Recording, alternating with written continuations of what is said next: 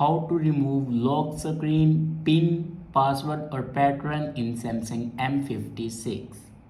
So let's start the video. First of all, if you want to remove your lock screen, pin, password or pattern, then firstly open your settings.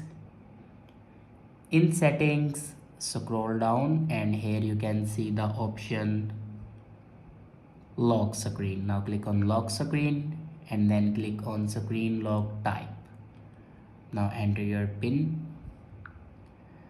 and if you want to remove, then simply select swipe and then click on remove. It will remove your face ID, fingerprints, pin, password, pattern, everything. Now click on remove. So this is the way to remove all the data in Samsung M56. I hope this video is helpful for you. Thanks for watching.